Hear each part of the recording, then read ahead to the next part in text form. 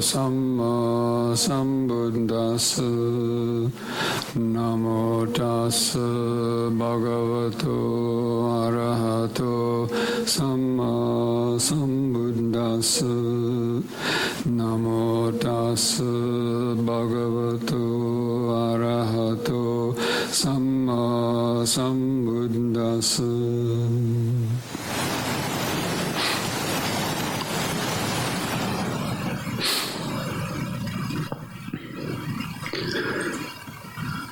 Okay, Dhamma friends, so yesterday I began to speak about the Noble Eightfold Path and about how to practice and integrate the practice of meditation into our daily life when you go home from the retreat.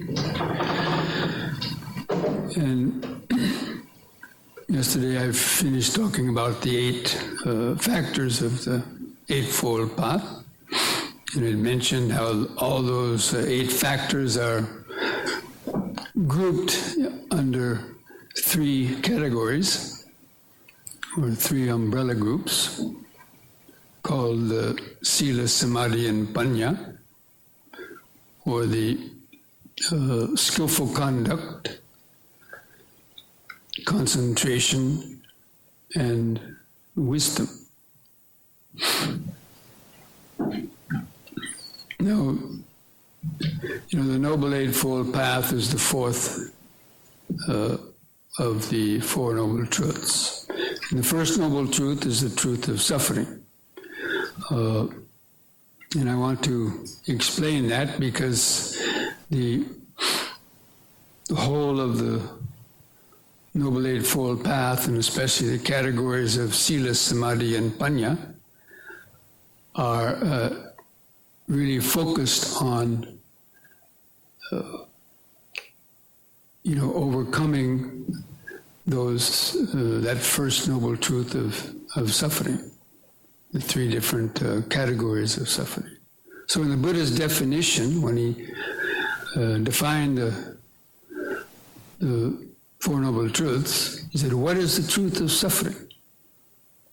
He said, it was birth, sickness, old age, disease, death, sorrow, lamentation, pain, grief, and despair that's connected with all those problems of the body. Or you could say, the heavy types of physical suffering, the common ones that most people understand. Get in accidents, get sick, diseases, and so many kind of problems with the body, and then the mental anguish, worrying about that, worrying about the body, and worrying about old age and death. But then the Buddha went on to say that not getting what you want and getting what you don't want is suffering. So this definition of suffering is connected with, of course, the physical world and the body and so on, but it's more mental. And basically, it's kind of like a dissatisfaction with what is, always wanting more, or wanting to get away from the struggle between pleasurable and painful feelings. And because they're impermanent, we can't control those feelings. And as soon as we get a pleasurable feeling, it doesn't last very long, and then we become addicted to that, and then we have to, crave and go after some other pleasurable feeling. Then that also changes, and so we're never really satisfied because we can't hang on to those pleasurable feelings. And then the painful ones that come to us, or the unpleasant ones that come to us, we're always getting bugged and wanting to rub or scratch this itch or uncomfortable feeling, or react to unpleasant sights, sounds, smells, and other things that are going on around us, getting upset, perturbed, bugged, irritated at so many things going on. And this process goes on almost continuously. And the fact that even every time after sitting 10 minutes, you get a little bit discomfort, and you change your posture, you go like this, or, we probably do that hundreds of times a day and hardly even know it. And then, as I give that one example, even blinking, we blink normally because there's some kind of a subtle irritation in the eye or in the eyelid. And we hardly even know that we're blinking, or we're blinking for that reason. But if you stop and observe it, you see that that's the reason why we blink. There's some kind of subtle irritation there.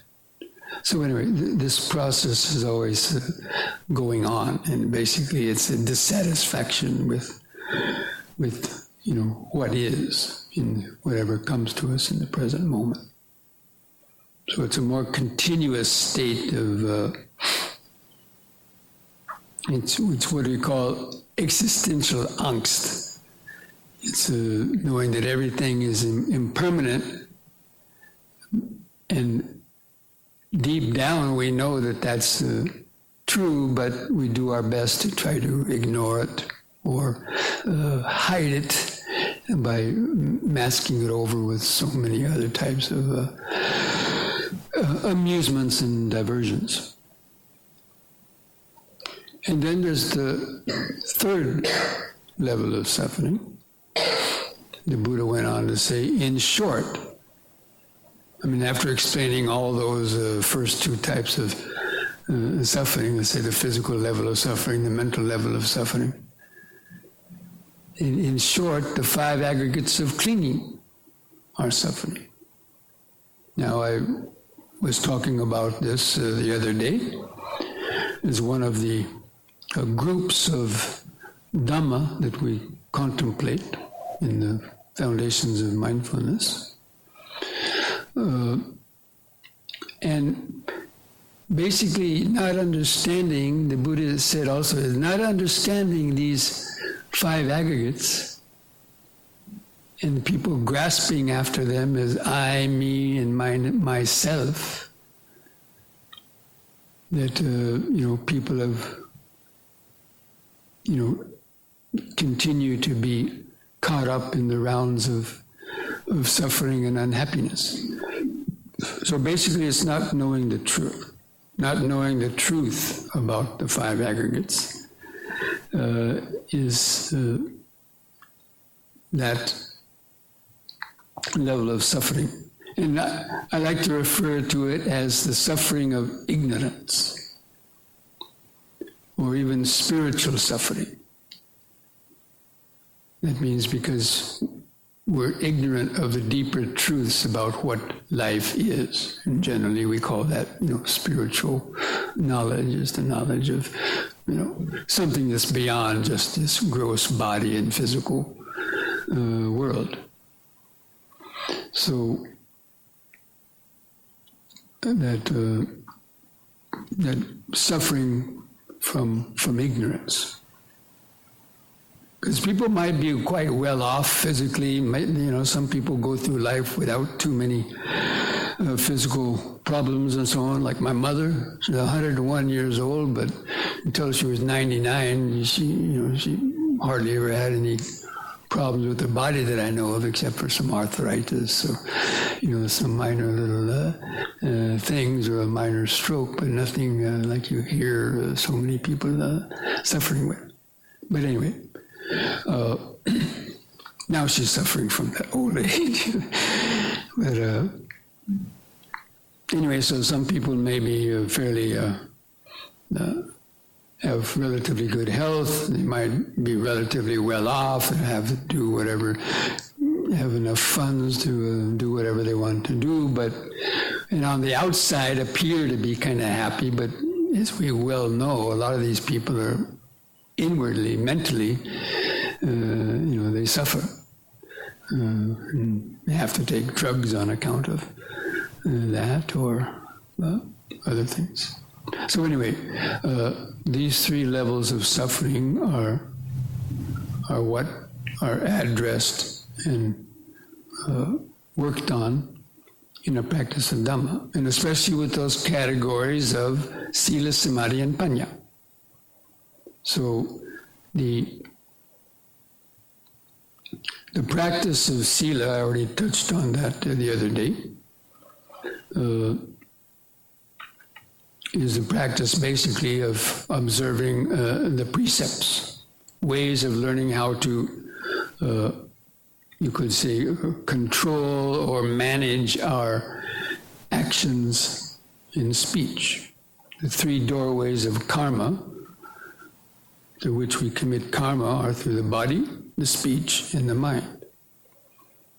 And so the practice of Sila are guidelines that how to use our body and speech in ways that don't create waves in the world.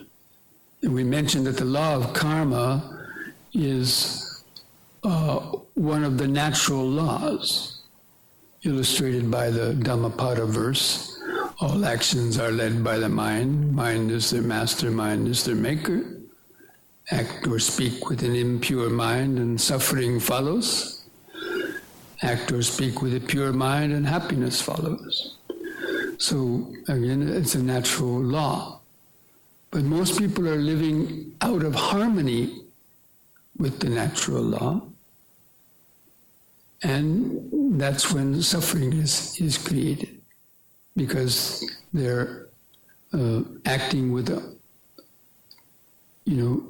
impure or unskillful states of mind. That means greed, hatred, and delusion. And harming themselves and harming others in the pursuit of their pleasure. So, anyway, the practice of Sila, as we mentioned, is the practice to cool down, the way to cool our negative actions by observing at least the 5 precepts. So the 5 precepts are the minimum amount of, let's say, the precepts or rules, you could say, training rules for the average person to minimize the amount of suffering that comes to them through their actions. And Sila is sort of like having a policeman in your mind. So let's say if, in the cities, in the traffic, if the lights go out, the traffic lights go out, and then there's a policeman directing traffic. And he's telling, these people to come on and these people to stop. When a policeman's out there, everyone obeys the policeman. They drive very... But then when the policeman goes for lunch, what happens? Then the people will run the red light, they'll do illegal turn, they'll cut people off because there's no one out to watch them. So in the same way, if we don't have any guidelines, the way to live our life, then the mind will just be led on by its conditionings, through desire, aversion, and other habits that we've accumulated during our life. So the practice of Sila is like it's a forced behavior, at least for most people. I know there's some people in the world that kind of have a natural Sila and they may not have ever much broken any of the precepts, but for probably a majority of the people, that uncontrolled behavior is quite prevalent in societies, even religious societies. And most religions have these guidelines of skillful behavior, like 10 Commandments, and then the 5 precepts, or 8 precepts, even more, and other religions have their own. But generally, some people follow them and some people don't. So we have to force ourselves to try to change our habits. And that's why practicing sila isn't enough, because we often, despite our resolve and to want to, follow the precepts, sometimes we break them because of the uncontrolled urges, or because of the some passion arises and we get overwhelmed by that, and so we may do something that then we regret later on, and have to experience the painful consequences of that later on. So that's why practicing sila alone is not enough. And that's why the Buddha also followed that, or at the same time with the practice of concentration or meditation. And that means training our mind, not only our body. So with the practice of sila, basically we're just managing or training our body not to kill, steal, lie, cheat, and various things that we do with our body or speech. But practicing sila doesn't necessarily change your mind, change the way you think. Now it might to a certain extent, but it doesn't get at the deeper unconscious urges and impulses that can come up, unexpectedly in certain situations.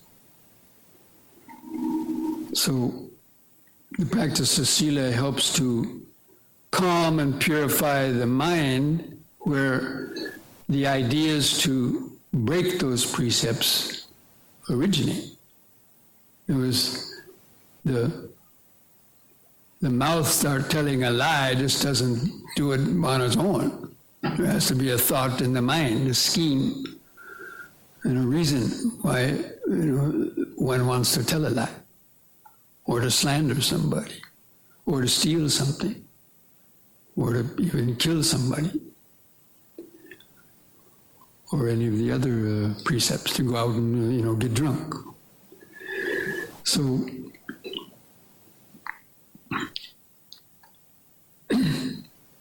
it's the practice of meditation that helps to even calm those urges to for the unskillful behavior. And I always give the example of,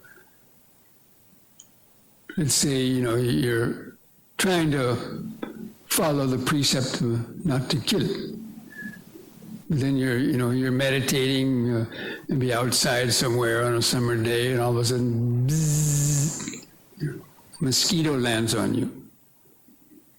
And when the mosquito starts drilling his needle into your skin, and the first thing you might do is say, sensation, and kind of try to tolerate it, but then it goes deeper and deeper, and that pain gets, and you see that urge to want to get rid of it. And that urge that pain and the urge kind of overwhelm one's sort of common sense for a moment. And then you see the arm starting to come up like that. At the last minute, you remember, panatipata veramani, and force yourself not to kill the mosquito.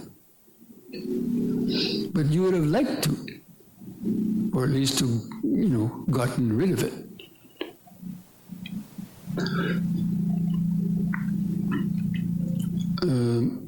So that shows that, the practicing sila itself doesn't necessarily overcome the mental urges to,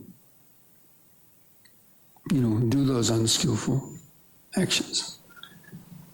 And I'm sure you've all had the experience that when you meditate, or after some time, if you practice meditation long enough, for brief periods in some meditation, you might reach a point where the mind became quiet and centered, and you stopped obsessing or worrying about the outside world or things, and the mind got quite peaceful, and you were quite content.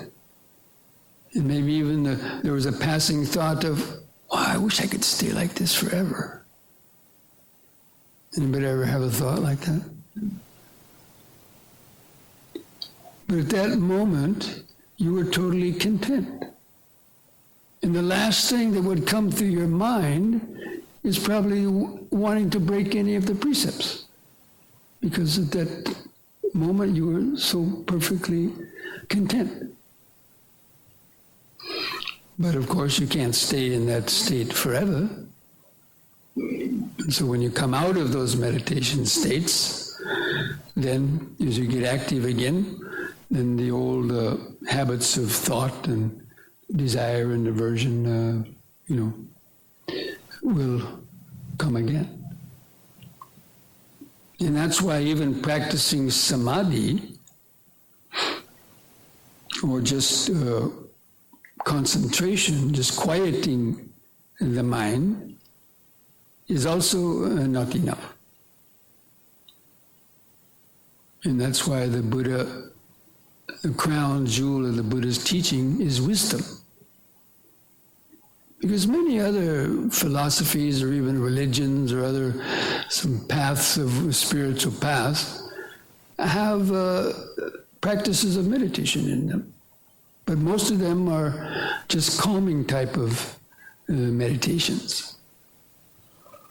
Or meditations that, can get you quite deep, but not necessarily have the type of wisdom that we cultivate in the practice of, mindfulness and vipassana and what the Buddha advocated. That means seeing impermanence, suffering, and no self, anicca, dukkha, and anatta.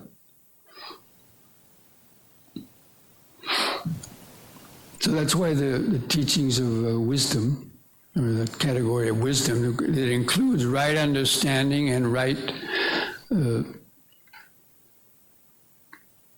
thought, are included in that category of wisdom, especially the third level of wisdom I talked about. Talked about the three levels of wisdom: intellectual wisdom, reflective wisdom, and then the wisdom that comes out of the deep insights that come out of your meditation, those aha moments of seeing a deeper meaning of impermanence or no self or conditioning. Something it never sort of dawned on you before, just a unique twist of whatever you might have understood before about impermanence or no self.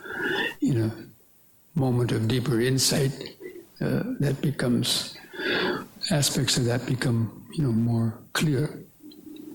So anyways, so these three stages of sila, samadhi, and panya.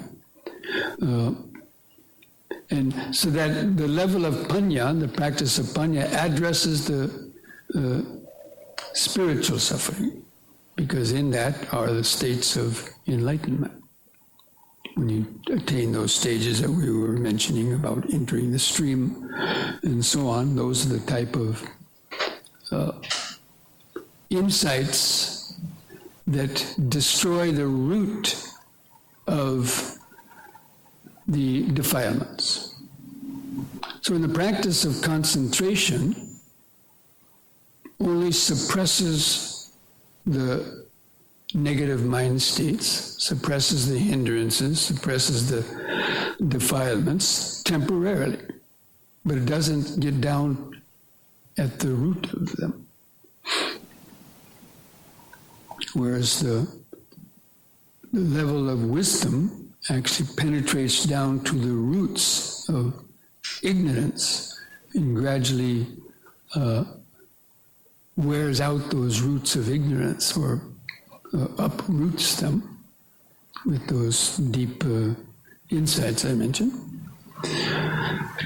to destroy the defilements. So I usually give this analogy about between concentration and wisdom.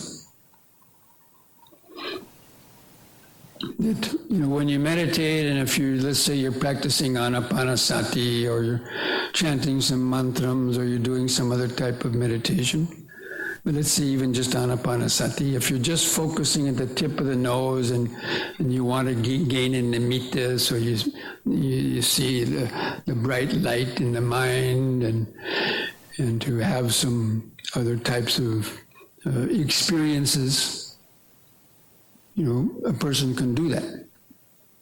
But if you do it only for that purpose, or gaining a deep tranquility, but don't go on to develop wisdom, then that tranquility is similar to the analogy of the jack-in-the-box. The jack-in-the-box toy, a tin can with a head of a clown or a devil. In German they call it the devil. What is it? Toisten? Kastenteufel. Devil in a box. Yeah, we call it a jack in a box, but in German it's a devil in a box. Anyway, so that head is on a spring, and you push it down in the box and put the lid on it. So while the lid is on the box, the head stays down.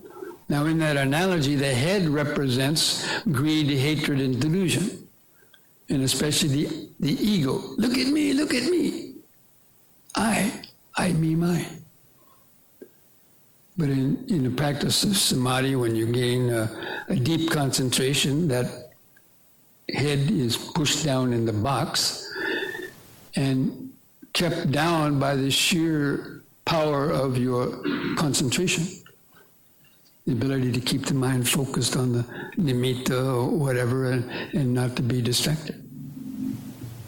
But then when that's given up, when you come up out of the meditation, then the power of that spring underneath is still strong. So when you take the lid off of the box,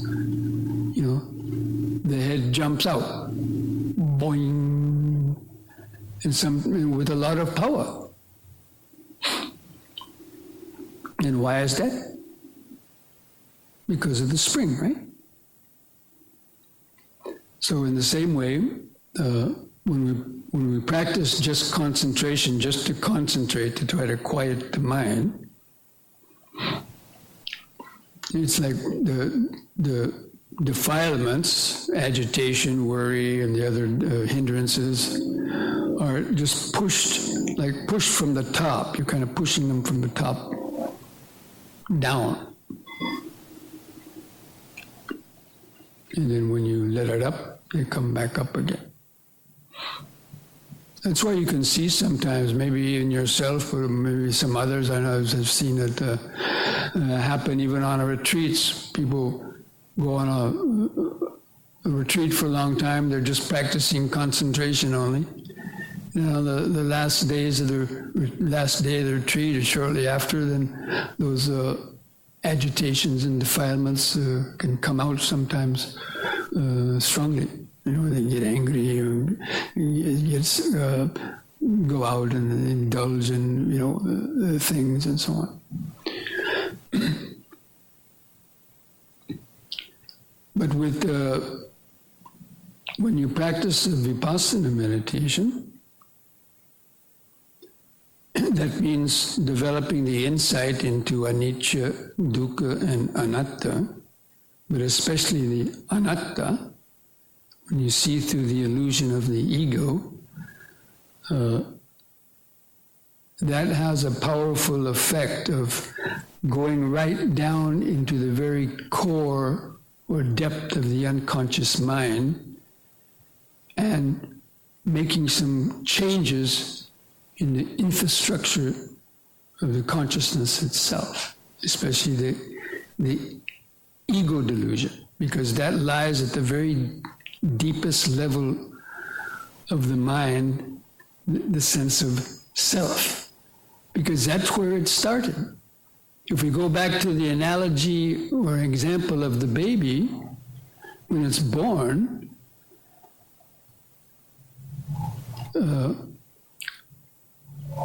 just for the sake of the argument, when the baby's born, let's say its mind is clean, although it does have ignorance, we're not denying that. But as far as the thoughts about past and future and other, or the feeling of I and ego, it doesn't have that yet.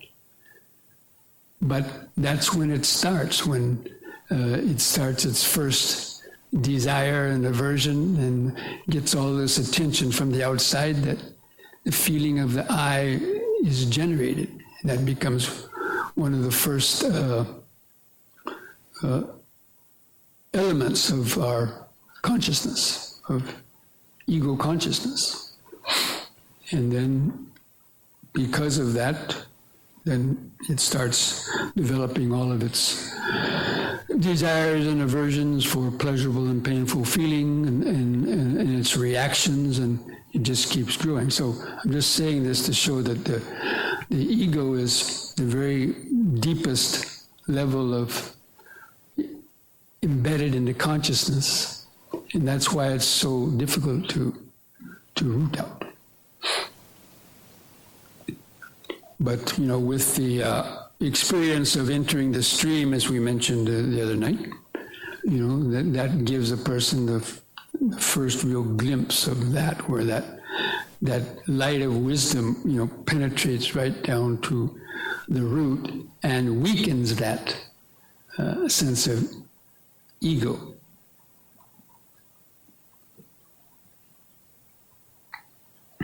And that, permanently changes the infrastructure of the consciousness and its habits in terms of the three fetters. So with entering the stream, the three fetters are destroyed. The belief in a self that we mentioned the other night. And then the other two of doubts, any doubts about the Dhamma that you might have had before. Like, is enlightenment really a real thing? I mean, is there such thing? I mean, can we really change our mind? And, people have these doubts. Usually they're fed into them from others, but still these doubts are there. But when you get that first glimpse, those doubts are overcome. Or even as to whether the Buddha was really an enlightened being. Because you see how nobody else would come up with this fantastic scheme of the Eightfold Path and meditation to directly explore and reach the depths of the mind, except somebody who has been there. Anyway, so in the Vipassana meditation, developing insight, it's like, to use this analogy of the jack-in-the-box, it's like you get a pair of wire cutters and you go down into the bottom of the box and you cut the spring, 25% of the spring, you cut that wire, 1/4 away. So when the head comes up the next time, it comes up with only 75% of its previous power. So it's a little weaker, but it's still strong, but it's definitely weaker.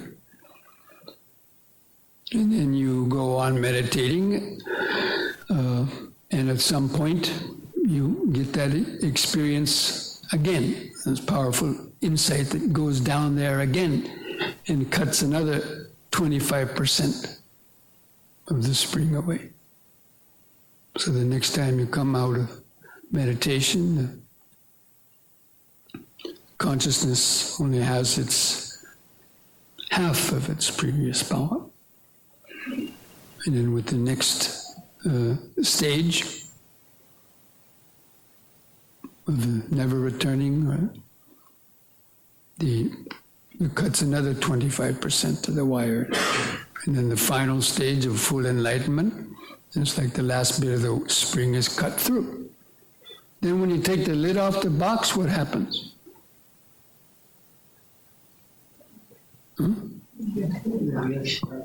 Nothing comes up. I mean, in terms of the ego. And so it's an interesting little analogy about, showing kind of like the difference between meditating where you just want to attain a quiet mind and feel good sensations, blissful sensations, and just hang out with that for, a period of time, as opposed to,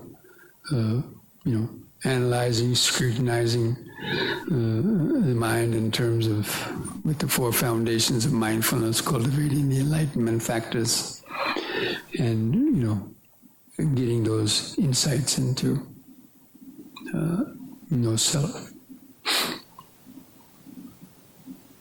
So the practice of sila helps to deal and manage our external life, or our material life of the body, helps to deal with, accepting or coping with old age, sickness, or, to prevent the harmful things that come to us. Because even lots of sicknesses or diseases and even death comes from the results of our actions, doesn't it? And if we go out with greed and we eat a bunch of, unhealthy or polluted food, we might get a disease from that, or, just because of our, quest for adventure, and go into snake-infested jungles and get bit by a poison snake or something. Or, anyway, there's, hundreds and thousands of examples. Or out of a fit of boredom or whatever, you intoxicate your mind and jump in your car and wind up, breaking your body or killing others. So the practice of sila can help to minimize that kind of, and then also the grief and lamentation, despair that comes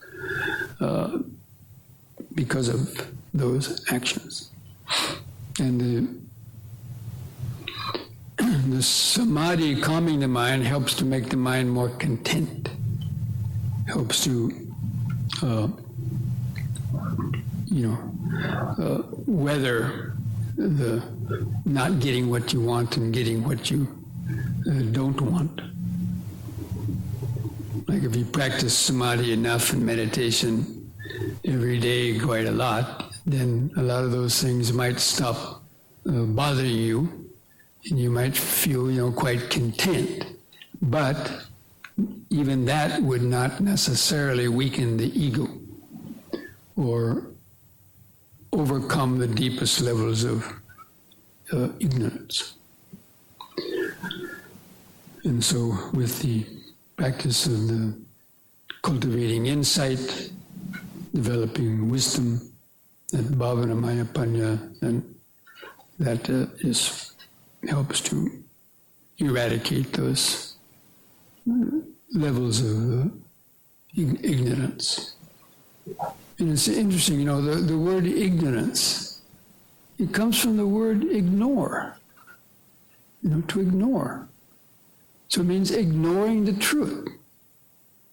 From the Dhamma point of view, ignorance is not, not knowing how to, your multiplication tables or something, but, is to ignore the truth about the larger realities.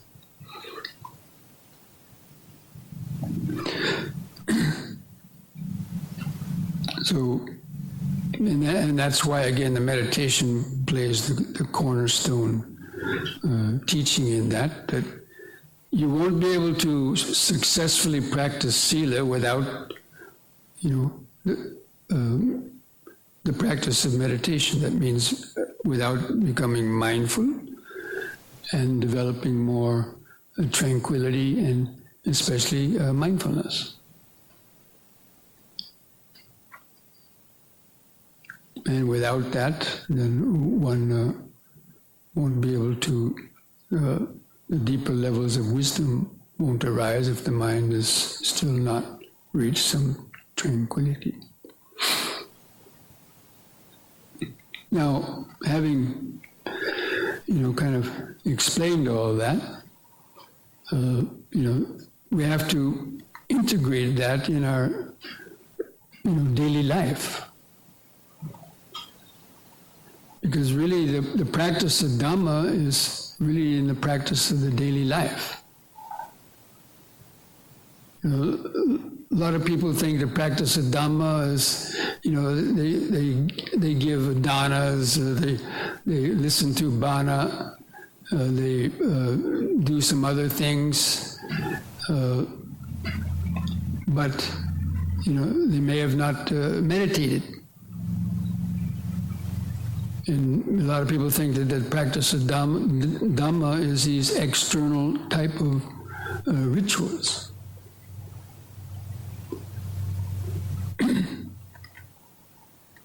But the real practice of Dhamma is occurring out there on the street in your daily life, when again these four Nis could happen. Things can happen, unexpected situations. And you have to know how to be able to manage your emotions and your reactions, especially with your interactions with others, to avoid unnecessary conflicts. And so we have to have that mindfulness and right understanding, available. And as I mentioned yesterday about the 3 pillars of the Eightfold Path. Everybody remember those? The 3 pillars are the 3 most important steps of the Eightfold Path.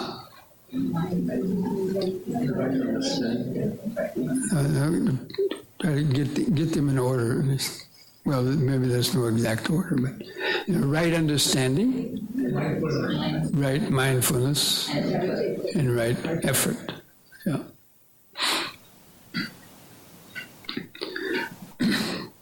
But when people go on meditation retreats, there's usually people go on retreats for a different, from different, motivations or from different starting points. So there's a beginner who might go on a retreat who never did a retreat before, but they heard about meditation. Maybe they've done a couple meditation classes. So they go on a retreat, and maybe it's a weekend retreat, maybe it's a week retreat, or for some people even a 10-day retreat. And my first retreat was one month. Can you believe that? First retreat ever was 1 month. Here, if you say we're having a weekend retreat, 3-day retreat, people say, oh my God, 3 days without talking, oh my gosh, how can I do that? And so even they balk and have fear of a 3-day retreat. But in Nepal, when I heard about, they're going to have a meditation course. And I said, oh really? And he said, yeah, but it's 1 month long. I didn't even hear that. It doesn't matter. I'm going. And I went. I didn't even think about 1 month. Well, it was going to be too long. But anyway,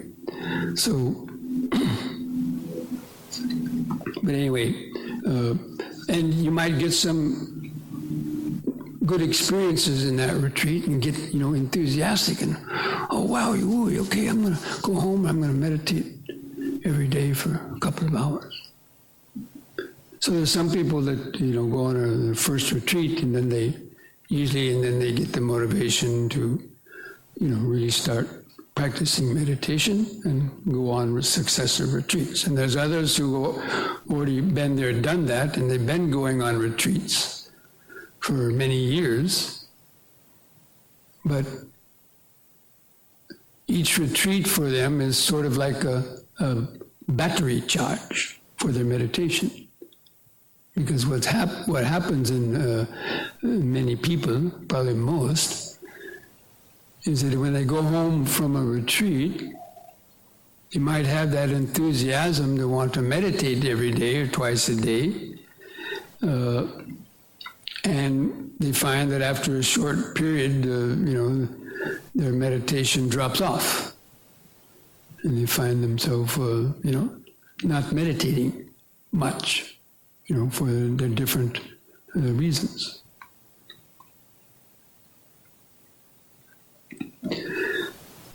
Because we all have good intentions, but there's a saying, I don't know where it came from, but the road to hell is paved with good intentions. I mean, people have all these good intentions of what they should do and what they shouldn't do.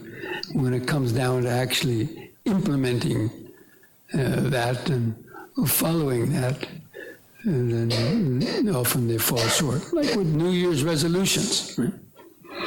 So that people find that going on retreat is like a little battery charge to boost their energy and to remind them about the Dhamma, and then hopefully to want to kickstart their practice. And so they try to, begin a more regular practice, but yet then the same thing happens again. After some time, the practice kind of drops away, and they find themselves doing that for even years and years. Anybody ever have that experience? I don't see any hands. No? Okay. So, what's a person to do? So there's a way, a new kind of meditation is not new now, but and you've all heard this practice of the M&Ms. So there's a new kind of meditation called the minute meditation, an M&M. And it's a specific training that you can do in your daily life that doesn't require, big amounts of time. Because the average person, they've probably been to retreats and their teacher says, oh, you have to meditate for 1 hour in the morning and 1 hour in the evening, especially if you've gone to these Goenka retreats. That's normally what they recommend, and even other places too. Or at least meditating twice a day, whether it's for 1 hour or it's 45 minutes. And so, when you think, oh, I have to sit and meditate for 1 hour, it seems so daunting. Maybe you're tired, and so it's it's a big kind of burden. And you feel if you can't meditate an hour, might as well not even do it. So there's another kind of meditation, a 1 minute meditation. So when you ask somebody, oh, can you sit for 1 minute? What? Oh, 1 minute? Oh, well, 1 minute. I mean, you'd have to feel kind of foolish to say you can't stop for 1 minute, right? Because we waste so much time during the day just idly letting our mind daydream or, read the newspaper 3 times or something. So, stopping for 1 minute is not that daunting of an assignment, or at least it doesn't sound that way. So anyway, it's a practice, and you all know this, but I'll just repeat it, where you pause during the day for 1 minute every hour. Whether you set the time on your beeper or watch, or you just remember it yourself, or rather than maybe specific times, I recommend people just, whenever you finished one kind of major chore or errand or job, before you rush to the next one, pause. And just bring your attention to feel your feet pressing the floor. If you're standing, if you're sitting in a chair and you're doing it, then to feel your buttocks pressing the seat, and just bring your attention to the body. Kind of let go of that rush to the future and just come to feel the body in whatever position it's in, and take one or two deep 3-part breaths. And that 3-part breath is really, in my own experience, is like a miracle worker. It's like a miracle, because in just one 3-part breath, if you do it slowly, it already takes up almost a minute. Or certainly 2 3-part breaths takes you more than a minute if you're doing it slowly and holding in the breath several seconds, and feeling the long out breath and pausing. And while you're doing that, you can't really think about anything else, because it's such a strong in-your-face sensation. I mean, the ability to regulate the breath and draw it from the lower part up through the middle to the top. It takes all your focus and energy to do that. So during that time, there's very little thoughts about anything else. And when you're holding in the breath, usually it's quite a pleasant feeling, and you feel those subtle little vibrations of the oxygenation of the blood, or there's subtle little energies, and you just feel that pause. Where the mind can't really think. And then you slowly let out the breath. And by the time you've let out the breath, you've already forgotten about what it was you were going to do next, perhaps. Or at least it feels so nice, you just stay there for another few seconds and then just feel the present moment, Just remember, I am standing, present moment. Reflect whatever you can reflect on the Dhamma, bring it to mind. Or during that 1 minute, you could reflect on, or if there's any strong thoughts in your mind from the previous hour, reflect on that. Especially like if you got upset in the last hour with somebody or with yourself because you said or did something that, upset somebody or so. Or somebody did something to you and you're holding some resentment about. Practice forgiveness there and then. And forgive that person for what they might have said or did to you that last hour. And also forgive yourself if you did something uncool, during that last hour. Forgive yourself. Understanding, okay, we all make mistakes. We do it because we're unmindful. And, just try to be more mindful next time. Anyway, so the idea is that you don't carry any resentment, ill will, or stress from the previous hour. You try to let go and release that in that 1 minute, and to kind of touch base, with the body and the present moment, and just remind yourself the Dhamma. Okay, whatever I'm going to do next, let me do it mindfully. Relax. Just tell yourself to relax, and then go about what you need to do. But then you do it again in the next hour. And so, but you need to make it be effective. You really need to try to do it every hour. But Even myself, sometimes I've found out I, didn't remember to do it sometimes. And when I've asked people that I've been teaching this to for 20 years if they do it, they usually say, yeah, 2 times a week. Stop 1 time or something. Or once a day. Of course, that's better than nothing, but still it's not going to do too much in terms of really setting up the type of mindfulness that will really, help you. So anyway, you try to do that, make those pauses every hour. The idea is to come back to the present moment, to break that neurotic push into the future. Because most people go on collecting stress hour by hour throughout the day without pausing, reflecting on it, and letting it go. And by the end of the day, they're a nervous wreck, or they're all stressed out, and they take it out on others when they go home, or they have to stop and get a drink or something. But the practice of those M&Ms helps to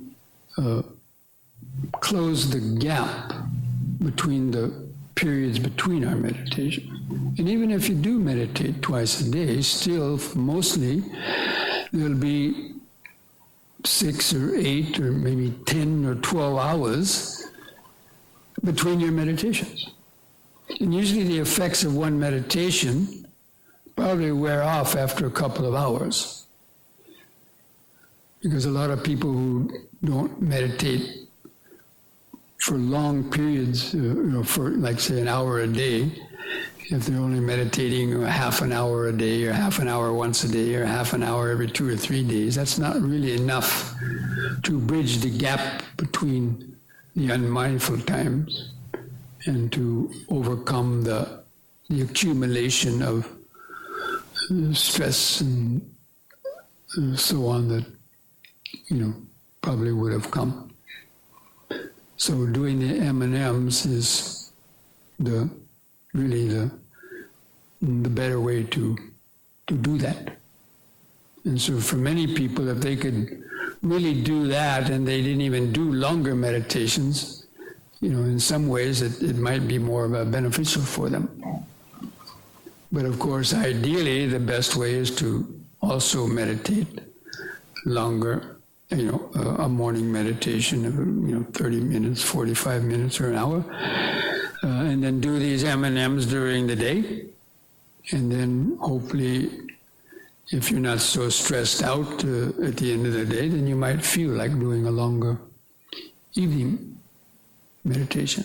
Especially like a metta meditation is good to do in the evening. So if there is any residual ill will, resentment, or something that,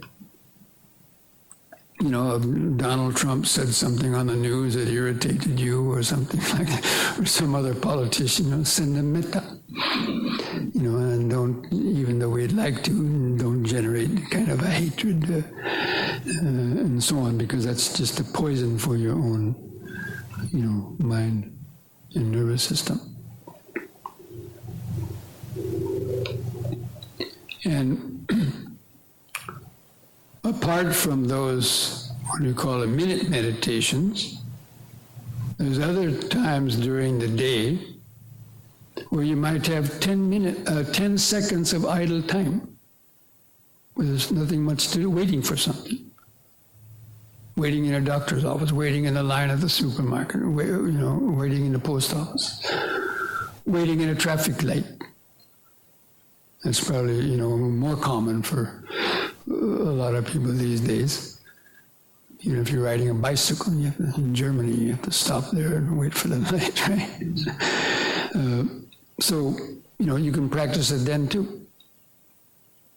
Even if it was just for 10 or 15 seconds, for the space of just one deep, slow breath, just to kind of bring the mind away from that external excitement and the push to the future, and touch base with, the feet pressing the ground. Take a deep breath. Just remind yourself, slow down. Stay centered. You just learn a couple of useful little phrases or words like that you can use as a mantra to always remind yourself. So stop, look, and listen stop, look, and listen is also it's an old cliched kind of thing, but it also illustrates the practice of mindfulness. You stop what you were doing, you look inside, see what is in your mind, and you listen to the subtle vibrations, or to hear sounds, or just listen to your thoughts. So anyway, and so there's many chances to practice that. Especially, also standing in the line at the supermarket checkout counter. There's lots of things going on. Instead of looking around, getting distracted, or criticizing some lady for the way she's screaming at her kids or something. Just feel your feet on the ground, take a few deep breaths. May all beings be well and happy. May all beings be free from greed, hatred, and delusion. Just a few little phrases of metta like that. And so if you do those kind of things regularly, then when something happens, that habit of pausing will be not too far away. It'll be kind of, that memory of that will just be hanging out right behind above your shoulder. And you can catch yourself quickly before immediately rushing out. Oh, pause, okay. And just take a deep, slow breath, relax, and you see how nice that feels. I mean, how many people during the retreat, did that whenever I, mentioned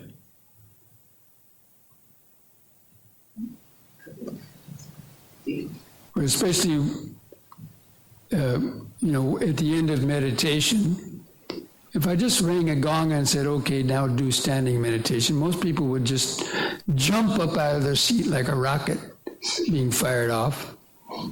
Like they see them doing in Zen centers, and then start walking. But they don't pause. So they might not look where they're going and trip over something. But anyway, the standing is the transition from non-doing to doing, or from doing to non-doing. But people are usually in a rush, and like they rush, even to come to the meditation hall, they rush to the meditation hall and just sit down. And then when the period's over, they get up real quickly and go off. But I encourage people to make those pauses, before going off. And if I wouldn't remind people about it, most people would forget about it and not even hardly pause at all. But how many people found that standing meditation is also a good way of having awareness? So I encourage you to really practice that more, because especially if you have aversion to sitting, or you have a pain in the body and or it's difficult to sit, practice standing awareness. And you can get quite deep in that as well. So anyway, so practicing like that during the day, that's really, where the rubber meets the road. Because that's where you're going to encounter most of your stress and anxiety and unpleasant situations. Again, in those four N's, that any situation can happen to anybody. You could be at work in the morning, get a call from the police saying your son or daughter got picked up for playing hooky or for drugs or something, and then you can see your reaction. In a police station, you got to come down here. You can feel your emotions starting to boil over, or when you get to work and the boss says, "Well, I'm sorry, we're going to have to terminate you now." And then you can see your reaction. Or the boss calls you in and says, well, your colleague over there is saying you cheated or told some lies or you stole something. What? It's not true. The guy's spreading rumors. So, these things happen a lot, especially in business situations and at work.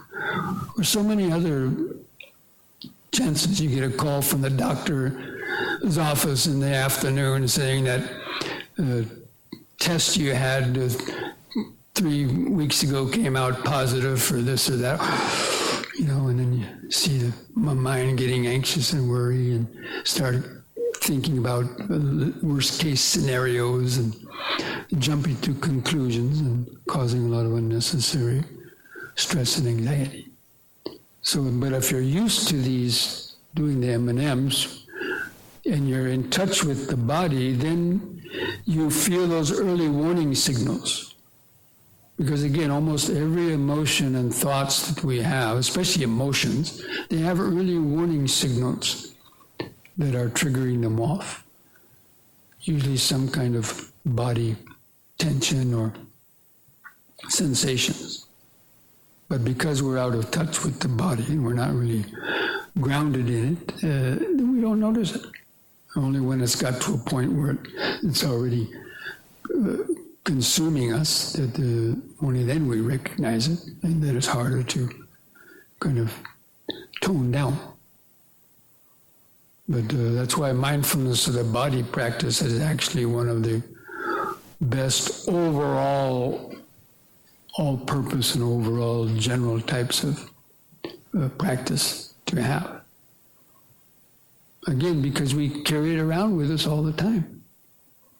You can't always carry your casino device around with you. Your round circle of blue or red color, or your earth casino, or listen, you can't always feel the subtle little sensation at the tip of your nose.